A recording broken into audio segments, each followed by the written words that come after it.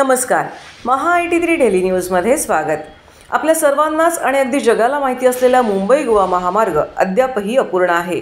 हे अपूर्ण काम प्रत्येक वेळेस नवनवीन डेडलाईनद्वारे पुढे ढकलण्यात येत आहे. डेडलाईनची डेडलाईन संपवायची असेल तर कोकणकरांना एक व्हावे लागेल. कोकणातून जिंकून आलेल्या उमेदवारांनी प्रामाणिकपणे हे काम लवकर पूर्ण करण्यासाठी प्रयत्न करावेत, तर हरलेल्यांनी पाठपुरावा तरी करावा.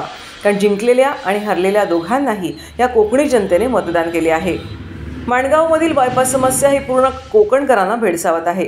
चिपळूणमधून माणगावपर्यंत अगदी 3 तासात आलो तरी पुढील 2 ते 2.5 तास माणगावच्या ट्रॅफिकमध्ये घालवावी लागतात. यामागील कारण माणगाव बायपास आहे. मुंबई गोवा महामार्गाचे काम 2010 पासूनच सुरू आहे. ठेकेदारांच्या निष्काळजीपणामुळे महामार्गाचे काम रखडले आहे. सध्या सुरू असलेली कामे संथ गतीने सुरू असून अनेक पुलांची कामेही अपूर्ण आहेत. त्यामुळे मुंबई गोवा महामार्गाचे काम पूर्ण होण्यासाठी कोकणवासियांना आणखी काही काळ कळ सोसावी लागणार आहे. मुंबई गोवा महामार्गावरील वडखळपर्यंतच्या रस्त्यांचे बहुतांश काम पूर्ण झाले आहे. मात्र नागोठणे, कोलाड, पुई, माणगाव येथील प्रमुख पुलांचे काम अद्याप वेग धरू शकलेले नाही. पळसपे ते इंदापूर हा 84 किलोमीटरचा रस्ता सर्वात तापदायक होता. याचे 2 टप्प्यात विभाजन केल्यानंतर पळसपे ते कासूपर्यंत काम पूर्ण होत आले आहे. मात्र त्यानंतरचे काम अनेक ठिकाणी ठप्प आहे. पळसपेपासून माणगावपर्यंत पूर्ण झालेल्या मार्गाच्या दुभाजकांमध्ये शोभेची झाडे लावण्यात आली आहेत. काही ठिकाणी दिशादर्शक फलक लावून काम पूर्ण होत असल्याचे दाखवण्यात येत आहे. मात्र वडखळपासून कशेडी खिंडीपर्यंत प्रमुख पुलांचे काम 20% पूर्ण झाले नसल्याचं दिसून येते. मुंबई गोवा महामार्गाचे काम 2010 पासूनच सुरू आहे. ठेकेदारांच्या निष्काळजीपणामुळे महामार्गाचे काम रखडले आहे. काम पूर्ण होण्यासाठी स्थानिक नागरिकांनी वेळोवेळी आंदोलने केली आहेत. मार्गामुळे दळणवळणालाही मोठा फटका बसत आहे.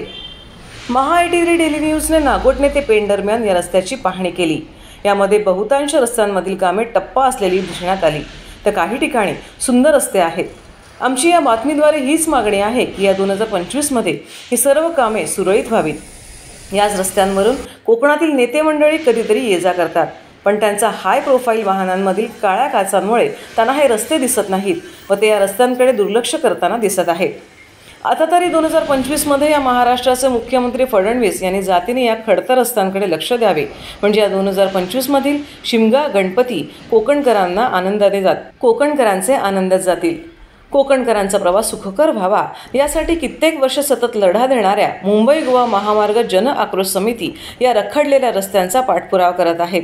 त्यांच्या या रस्त्यावरील आंदोलनात महा-83 डेली न्यूज सतत सोबत आहे. समितीच्या प्रत्येक आंदोलनाला आमचा सलाम. महाराष्ट्राचे नवनिर्वाचित मंत्रिमंडळ, मुख्यमंत्री यांनी या कोकणातील दुर्दैवी रस्त्याच्या अवस्थेकडे लक्ष द्यावे हीच अपेक्षा.